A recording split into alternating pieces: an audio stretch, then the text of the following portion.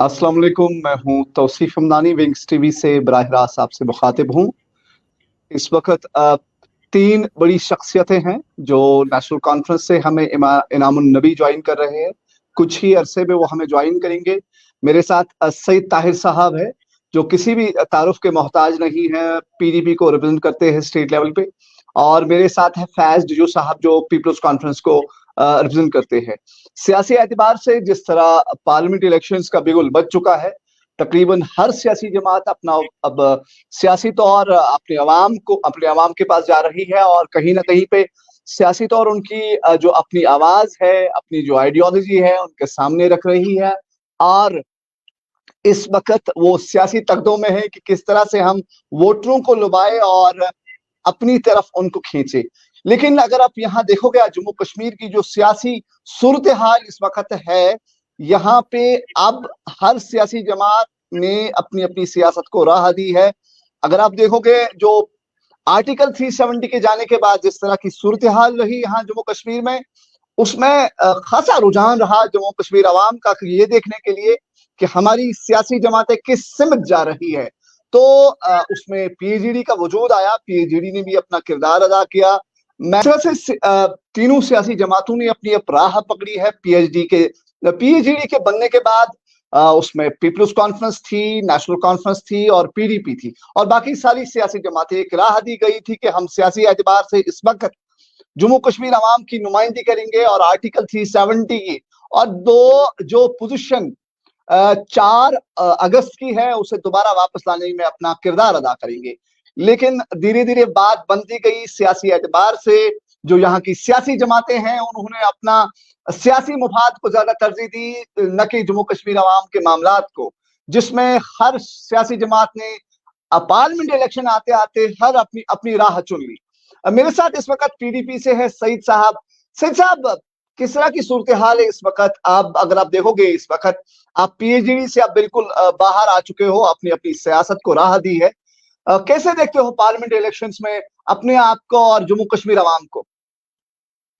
देखिए, जहां तक पीएचडी का सवाल है, पीएचडी 5 अगस्त 2019 के बाद जो एक पॉलिटिकल जो एक सिचुएशन बनी थी जम्मू कश्मीर में, तो उस सिचुएशन का मुकाबला करने के लिए कलेक्टिवली हम सबको लड़ने का एक जो हमने एक प्लेटफॉर्म बनाया था। तो मैं दूसरी पार्टी की तरफ से बात नहीं करूंगा, लेकिन जहां तक हमारी पार्टी का सवाल है, पीपल्स डेमोक्रेटिक पार्टी का सवाल है, हमारी लीडर महबूबा जी का सवाल है, हमने बड़ी नेक नियति के साथ इस ये चाहा कि ये पीपल्स अलायंस फॉर ग्रुप का डिक्लेरेशन है, ये जो ये अलायंस है पीएचडी, ये बड़ी नेक नियति के साथ ही आगे बढ़ना चाहिए। जब डीडीसी का चुनाव आया, हमने बहुत ज्यादा कुर्बानियां दी। अगर आप देखेंगे, हमारे कई लीडर भाग गए, उनमें से कई अभी चेयरमैन हैं, कई दूसरी पार्टीज में हैं, जिनको उस वक्त सीट नहीं मिली। लेकिन महबूबा जी ने उस वक्त अपनी पार्टी से ज्यादा हमने उस वक्त जो है जो हमारा काज था, जो हमारा एक बहुत बड़ा काज था, उस काज को तरजीह दी।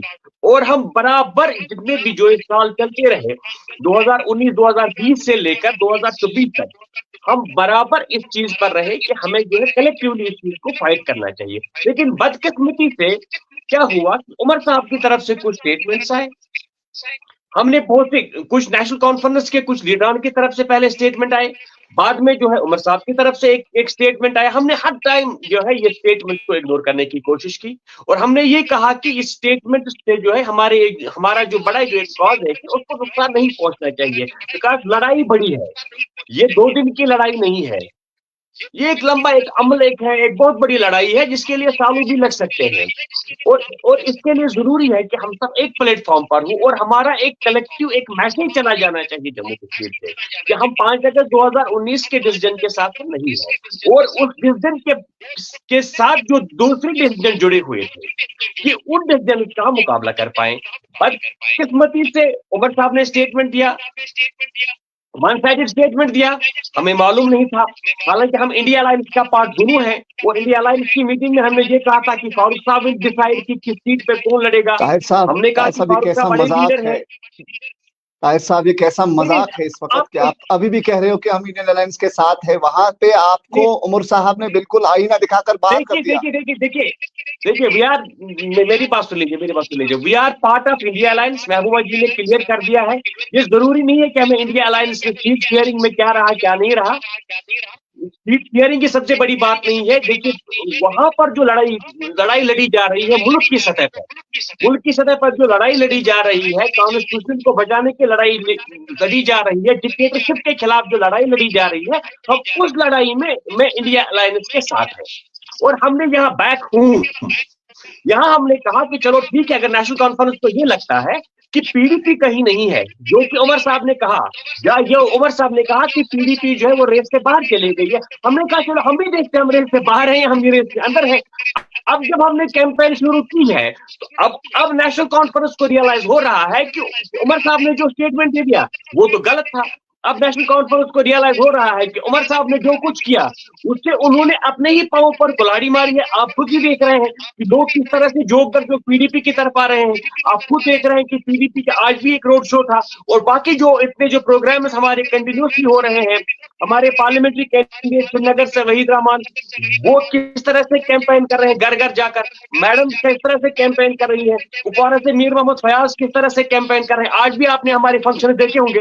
तो जो जो उनसे जुड़कर वह मुकमान था, जिस चीज में रह रहे थे, तो मुझे लगता है कि वो अब उस गलतफहमी से निकल गए हैं। वो लोग जो है, लोग इस वक्त जोक दर जोक पीपल्स डेमोक्रेटिक पार्टी की उसकी लीडरशिप के बिल्कुल साथ है।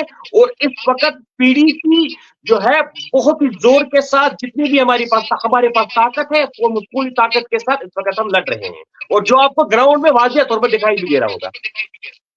ताहिर साहब, जिस पीएचडी की आप अभी दलील दे रहे थे, मेरे साथ इमरान नबी साहब, आपका बहुत बहुत शुक्रिया। मैं बिल्कुल माजरत का हूँ, जाती तौर हम आपको बड़े एहतराम और अदब के साथ बुलाए हैं और आपका मान समझकर जम्मू कश्मीर अवाम को आपकी आवाज दिलाना चाहते हैं कि नेशनल कॉन्फ्रेंस की आप रिप्रेजेंटेशन करते हो। हुजूर, मेरा एक ही सवाल है इस वक्त के मेरे साथ जो पीडीपी पैनल से जुड़े हैं ताहिर सईद साहब और फैज जुजू साहब, इस वक्त किस तरह से नेशनल कॉन्फ्रेंस अवाम के साथ कनेक्टेड है? क्योंकि उमर साहब अब कंपेनिंग कर रहे हैं कांग्रेस की, जिस कांग्रेस को आपने कहा था ये गंदी नाली का कीड़ा है। देखिए तौसीफ साहब, अगर हम इन सब चीजों में जाएंगे, ये जो 100 साल 50 साल 60 साल पुरानी बातें आप ला रहे हैं, आप आज की बात करिए। 2019 के बाद जो अब हालात हो गए हैं वो आपको, आपके सामने भी आयान है और आपके जो व्यूअर्स हैं उनके सामने भी आयान है। हम एक नई सिचुएशन और नई चैलेंजेस हमारे सामने हैं, और ये एक डायनेमिक सिचुएशन, और डायनेमिक सिचुएशन को हैंडल करने के लिए डायनेमिज्म चाहिए, और वो डायनेमिक जो एड्रेस करना है, नेशनल कॉन्फ्रेंस भी अपने आप को रिकैलिब्रेट करती है एज पर सिचुएशन। और जो सवाल आप पूछ रहे हैं, बिल्कुल नेशनल कॉन्फ्रेंस जमीन के साथ जुड़ी हुई तंजीम है और हम लोगों में हैं, हम लोगों के साथ इस टाइम पे राब्ते में हैं। और आपको ये भी मालूम होगा, जो हमारी जदोजहद रुकी नहीं है, हमारी जदोजहद बिल्कुल जारी है, जिसमें हम कमिटेड है रेस्टोरेशन ऑफ ऑगस्ट 4 स्टेटस को पे। इंशाल्लाह हम इसमें हमारे साथ जो भी तंजीम होगी, हम उस तंजीम को लेके चलेंगे। अब इलेक्शन की बात है, तो इलेक्शन अब मुझे लगता है कि इस पे हमने ऑलरेडी बहुत कुछ बोला हुआ है। We have already made our stand clear, जितने भी तंजीमें हैं। मुझे नहीं लगता है कि अब बिकरिंग करने में कोई फायदा है। तो अब हम मैदानी इसमें है, जंग के मैदान में है, तो अब लोगों तक है, लोग किसको वोट करेंगे। देखिए, हमने अपने तीनों उम्मीदवार रखे हैं। मुझे नहीं लगता है कि मैं मतलब उमर अब्दुल्ला से बेटर कोई ऐसा उम्मीदवार है जो हमारी रिप्रेजेंटेशन नॉर्थ से कर सकता है। मुझे नहीं लगता है कि नारद की आवाम आपसे इमरान साहब, नारद की आवाम आपको कह रही है इस वक्त कि इन्होंने अपने सियासतदानों को नजरअंदाज किया। मुझे कंप्लीट करने दीजिए। मुझे नहीं लगता है कि आगा रूहुल्लाह से बेहतर कोई और आवाज होगी जो श्रीनगर से लड़ रहे हैं, जो हमको पार्लियामेंट में रिप्रेजेंट करेंगे। मुझे नहीं लगता है मियां अल्ताफ से बेटर कोई ऐसा कैंडिडेट होगा जो हमारी रिप्रेजेंटेशन करेंगे। हमारी कलेक्टिव सेंटिमेंट्स, कश्मीर ने जो खोया है उसकी तर्जुमानी करने के लिए ये 3 आवाजें मुझे लगता है सबसे जबरदस्त, सबसे स्ट्रांग और सबसे फोर्सफुल आवाजें हमने चुनी है और हमने लोगों के सामने ये रखी है। अब लोगों तक है, लेट पीपल डिसाइड। हमारी तरफ से ये क्लियर कट है कि हम जी वहां पर लोगों के एहसासात और लोगों की एस्पायरेशंस को रिप्रेजेंट करने के लिए इन 3 आवाजों को भेजना चाहते हैं। It is up to the, we are in the people's court, let people decide who they want to send. बिल्कुल आपकी बात मन हम समझते हैं, लेकिन जिस तरह इस वक्त जो नॉर्थ कश्मीर की आवाम है, कहीं ना कहीं पे आप पे एक आपका जो सियासी हरीफ है पीपल्स कॉन्फ्रेंस, वो आपको कहता है कि इन्होंने तो इम्पोर्टेड कैंडिडेट दिया है डिस्ट्रिक्ट कुपवारा को, नॉर्थ कश्मीर को, बांडीपोरा और बारामूला को। ये उस मुझे पर क्या समझ करो? नहीं आता है, इम्पोर्टेड विम्पोर्टेड, एक्सपोर्टेड वेक्सपोर्टेड, ये टर्मिनोलॉजी मुझे समझ नहीं आती है।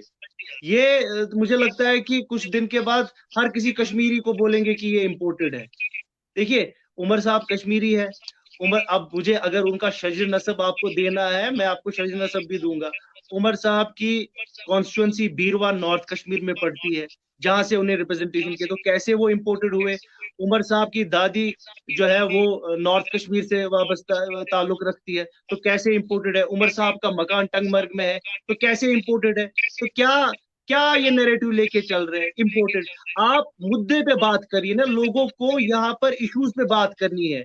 ये इम्पोर्टेड एक्सपोर्टेड मुझे नहीं, अगर हमको नेम कॉलिंग में, देखिए I don't want to go into blame game और नेम कॉलिंग। मैं ऐसी गंदी सियासत नहीं करता हूँ, मेरी पार्टी कोई गंदी सियासत नहीं करती है, हम बिलो द बेल्ट कोई कमेंट नहीं करेंगे, बट हम बात करेंगे, असूलों की बात करेंगे, हम इश्यूज की बात करेंगे। और मेरी रिक्वेस्ट है, जो भी हमारे हरीफ है उनको हमारे साथ अगर लड़ना है, इश्यूज पे लड़े, न कि ऐसी चीजों पे जिनका लोगों से कोई वाबस्तगी ना हो।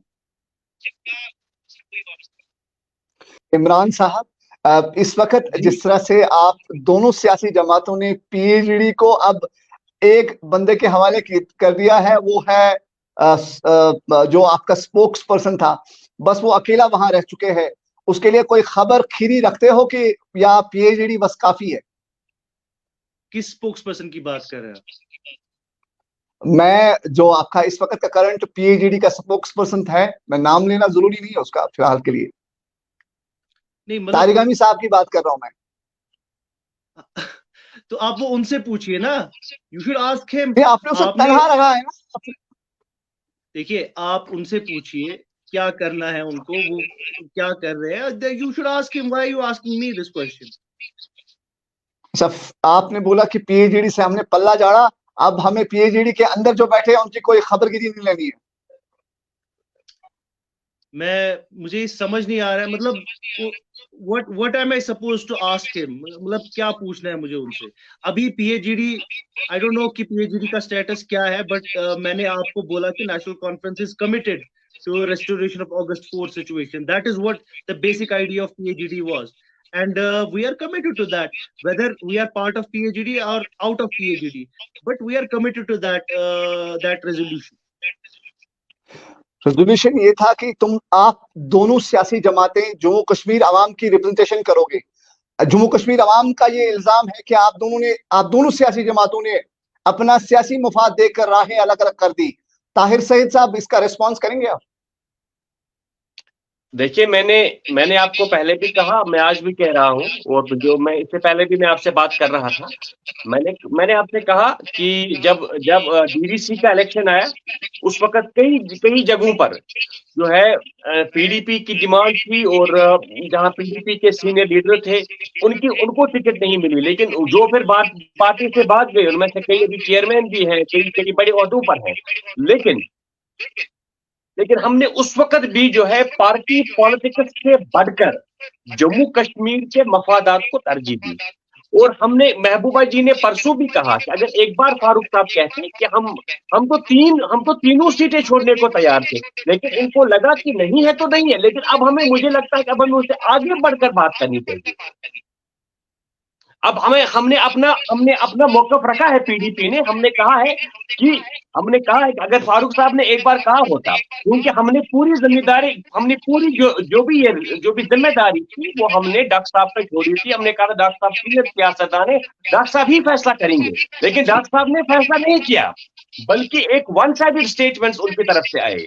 लेकिन अगर उन्होंने हमारी लीडरशिप को बुलाया होता, उनसे बात की होती, तो शायद situation would have been different. लेकिन उन्होंने वैसा नहीं किया। और उमर साहब ने जिस तरह से एरोगेंस का मुजाहरा किया, कि जिस तरह के उनके स्टेटमेंट और जो उनका लहजा था, इससे हमारे लाखों की तादाद में हमारे व्यूअर्स जो है वो बड़े हर्ट हुए। ताहिर साहब आपका सवाल आ गया। लेकिन इस वक्त अब हम मैदान में आ चुके हैं, दोनों पार्टियां लड़ रही हैं।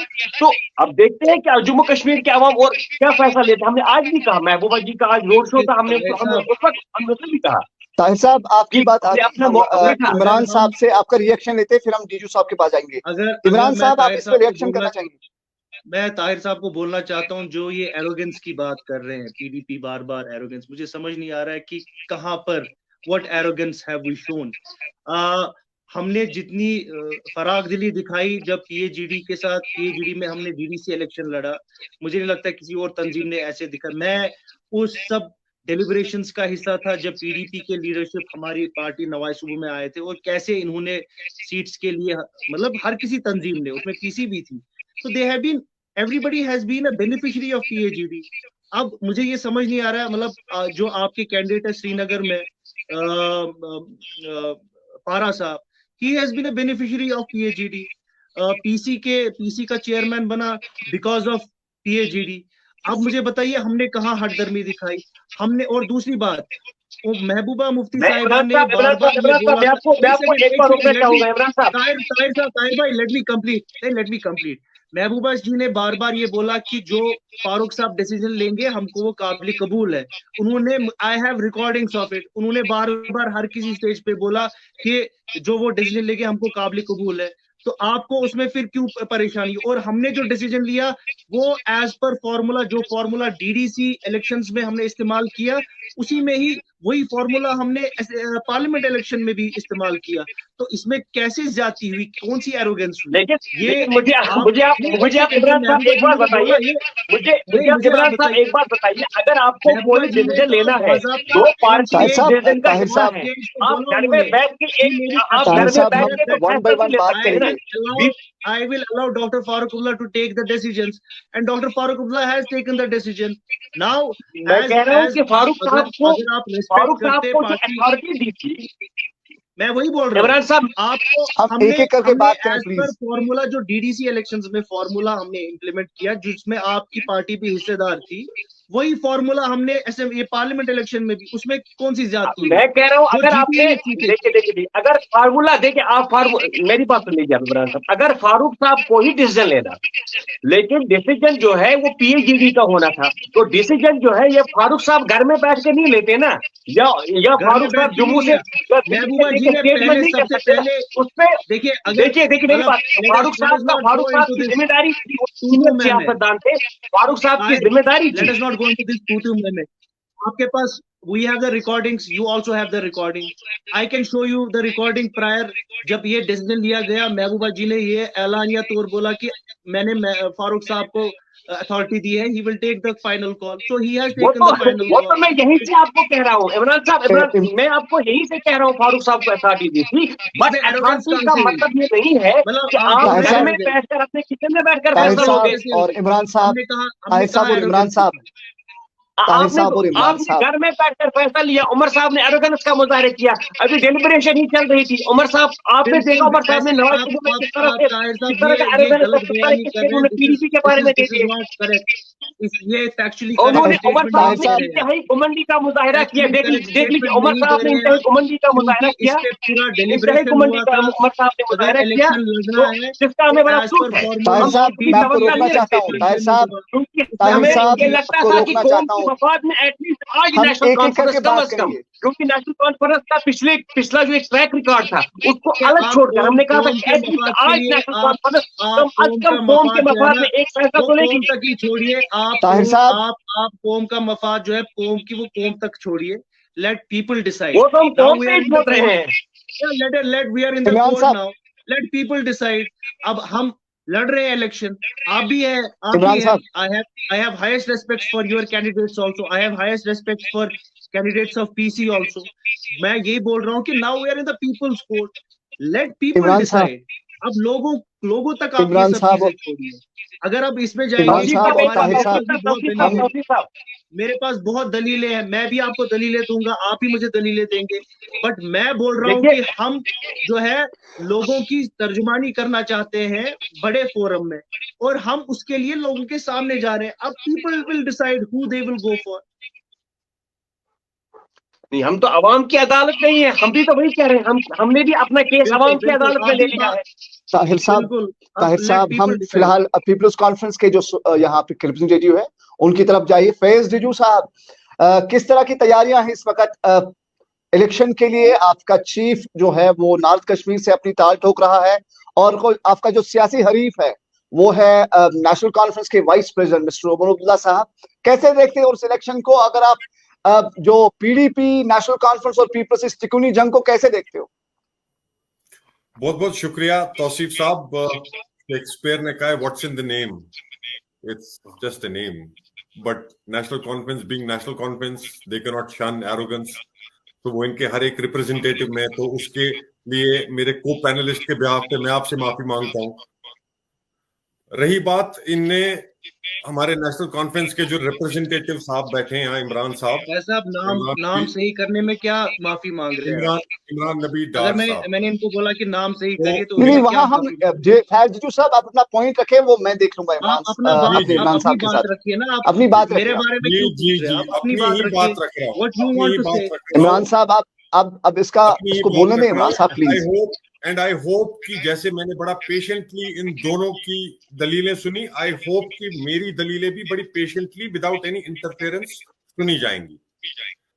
तो पहली बात जो नेशनल कॉन्फ्रेंस के यहाँ रिप्रेजेंटेटिव ने की कि हम पिछली बातों में क्यों जा रहे हैं, आप जी बात करिए 2019 से, because it is conveniently easy for them. ठीक है, जरूरी ये है कि पास्ट को हमेशा मद्देनजर रखा जाए।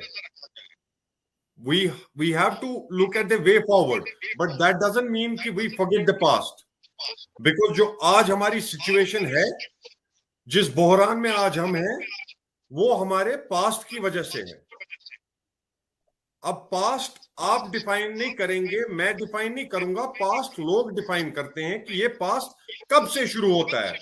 ये 1953 से शुरू होता है, 71 से शुरू होता है, 73 से शुरू होता है, फिर 83 से शुरू होता है, 87 से शुरू होता है, 95 से शुरू होता है, या 2000, फिर 2008 and so on and so fourth. But anyway, जैसे इमरान साहब ने कहा, let us not go into the past, let us talk about the present. आपने कहा कैसी तैयारियां चल रही है? माशाल्लाह, अल्लाह के फजल करम से बहुत बेहतरीन तैयारियां चल रही हैं।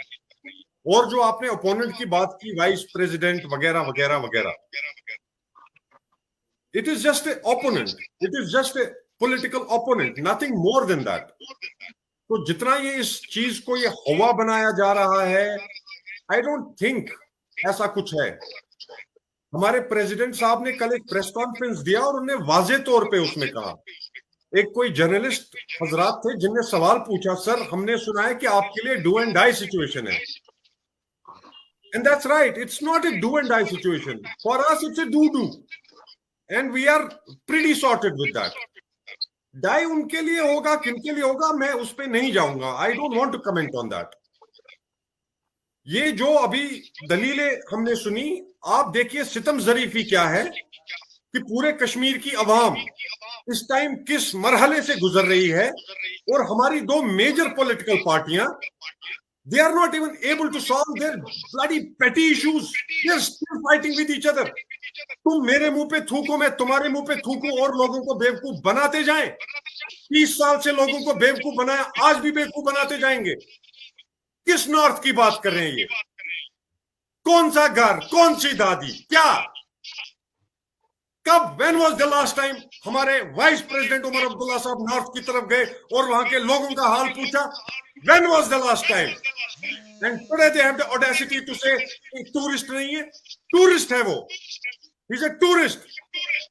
आमिर खान ने कहा था परदेसी परदेसी जाना नहीं, ये वही परदेसी है, आया कॉन्टेस्ट करेगा, हार के वापस चला जाएगा, तारीख गवाह है।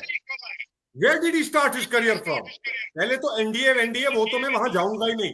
जब वो डेप्यूटी फॉरेन मिनिस्टर था, पोस्टर बॉय था, I will not go there. Let's talk about Kashmir. He started from Ganderbal. Where is Ganderbal? Then he moved to Sonwar. Where is Sonwar? Then he conveniently shifted to वो Birwa. खुद को state का leader मानता है, उसको हक है हर जगह इलेक्शन लड़ने का। No, this is not fair. I take this as an offense. अगर इन लोगों की आपने दलीलें सुनी, you have to listen to me. Then he went to Birwa. What happened in Birwa? Where is the आपका लेक्चर जो है ना, आपका लेक्चर है सिर्फ आप अपने बारे में बोलिए ना। We have decided. Why are you bothered about? आपको इतना डर क्यों लग रहा है अगर उमर साहब वहां से लड़ रहे हैं? Why are you frightened? इतना डर नहीं लगना चाहिए। डर क्यों लग रहा है आपको? बहुत बड़ी गलतफहमी है। आप इतने डरे हुए क्यों हैं? Please come आप out of डरे हुए this. हैं। Please come out आप of this. डरे हुए हैं, डरिए मत। हमको डर नहीं लग रहा है, हम अपने लोगों और की क्या फिक्र आपको कर रहे बोल रहे हैं? Why is he there? Why can't he हमारे fight? लोगों को दोबारा से बेवकूफ बनाया जा रहा है। Constitution of India allows him to fight from any seat. Okay, Constitution of India allows him to fight from any seat he wants to fight. You or your president or anyone has no authority to lecture us that who हम कहाँ से लड़ेंगे। आप अपनी बात करिए। आपकी मुझे पता है ना आपकी तंजीम क्या है। आप तो कल तक कॉन्स्टिट्यूशन को मानते नहीं थे। कत्लो गारत जो है वो यहाँ पर आपकी तंजीम ने करवाया। अब आप मुझे मेरा मुंह मत खुलवाइए। मुझे जाना नहीं है उसमें। यहाँ के नौजवानों को बंदूक किसने दी? यहाँ के नौजवानों को बंदूक किसने दी? आपकी तंजीम ने। मरवाना कहाँ पर? और आप हमको लेक्चर मत करिए। आपके हाथ हम थोड़ा इसको आपकी तंजीम। हाँ, फैज साहब और इमरान साहब, हम इसको प्रोफेशनल लेवल पे पे कमेंट नहीं करिए। आपको अगर बात करनी है अपनी बात खुद करिए। You have no right to lecture me or my party. आप अपनी बात खुद करिए, अपने तंजीम की बात करिए। हम पे लेक्चर हो जाएंगे इमरान साहब क्या बात करें? हम तो अभी नई तंजीम है, हम तो इख्तिदार में अरे आप तो बोलते हो हम नई तंजीम है, आप तो बोलते हो हम 1975 में। आपको ये भी मालूम नहीं है कि आपकी तंजीम कब बनी है? आपको ये मालूम नहीं है कि आपकी तंजीम कब बनी है? इमरान साहब कब बनी है आपकी तंजीम? इमरान साहब पीसी कब एस्टैब्लिश हुई है? हमारी जो तंजीम का पीसी कब एस्टैब्लिश हुई है? Give me a date.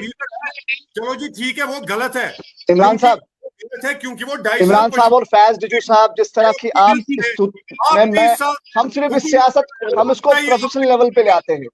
आप सियासी तनकीद एक दूसरे पे जरूर करें, लेकिन जिस तरह से जम्मू कश्मीर आवाम, आप दोनों सियासी, आपने तो अभी फैज साहब, फैज डिजू साहब,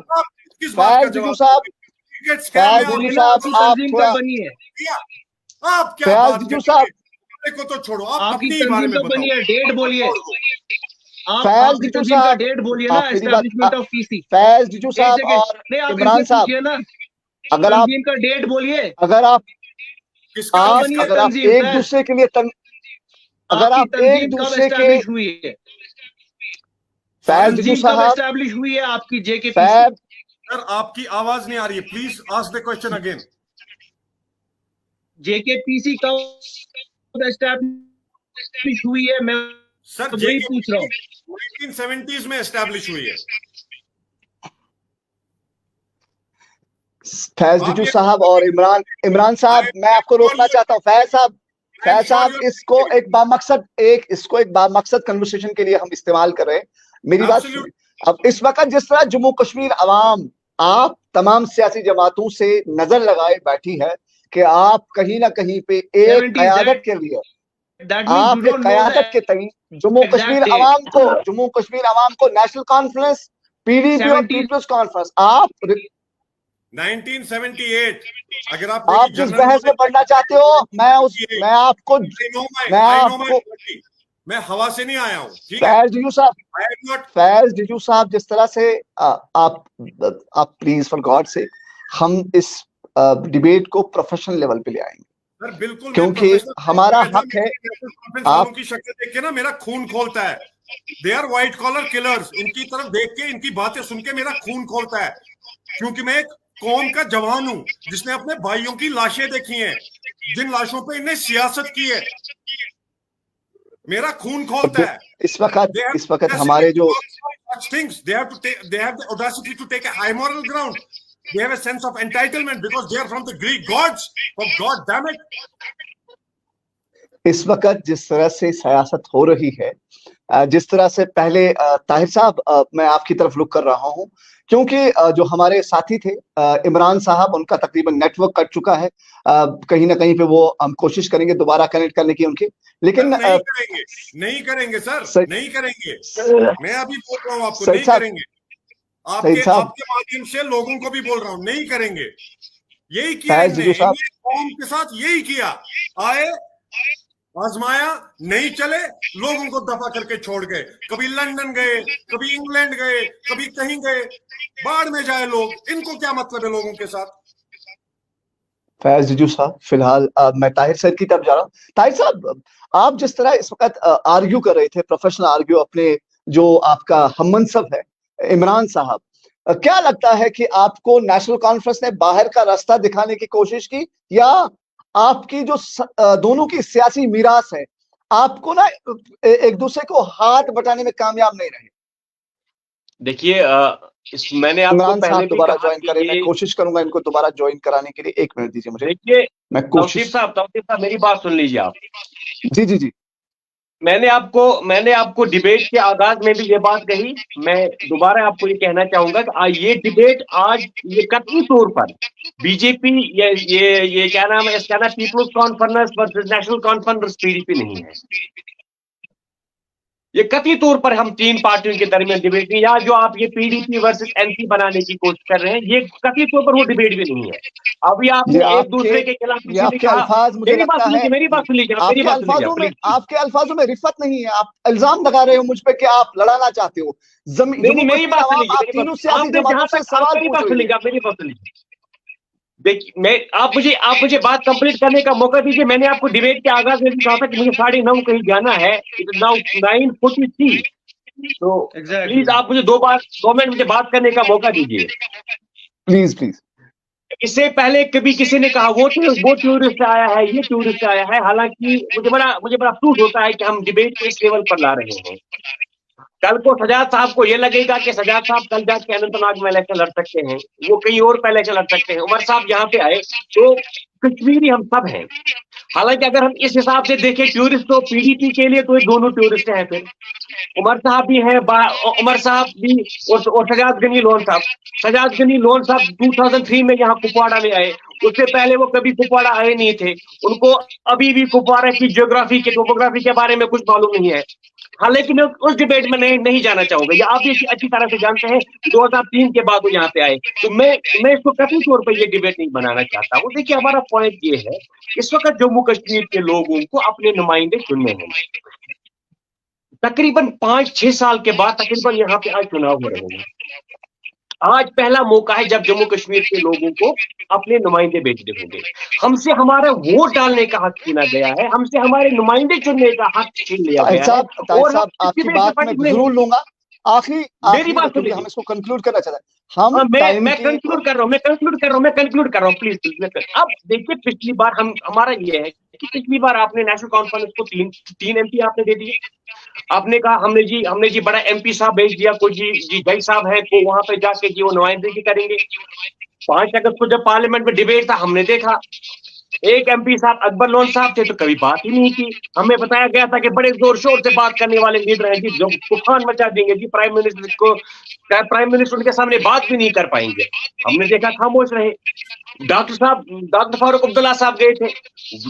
जब वो यहाँ से रिहाई के बाद यहाँ से दिल्ली गए, तो मैं भी एक्सपेक्ट करता था कि बड़ा जबरदस्त डिबेट होगा। जब मैंने वहां देखा, भाई फारूक साहब तो कोई और ही दलील लेके बैठे थे वहां पे। इसीलिए हम कह रहे हैं कि जम्मू कश्मीर के लोग, इस पे हम रिएक्शन लेंगे,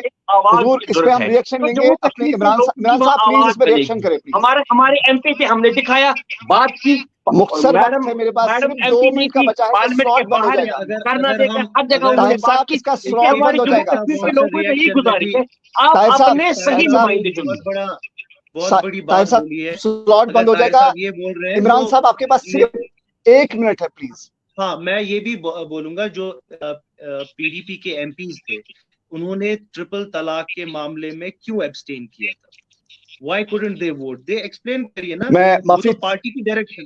मुझे लगता है कि उसका मैं माफी चाहता हूँ, इस वक्त स्लॉट हमारा बंद होने वाला है। उन्होंने मुझे किया है। अब मुझे बात करने दीजिए ना। अब let me come back। एक तो उनका रवैया ऐसा रहा।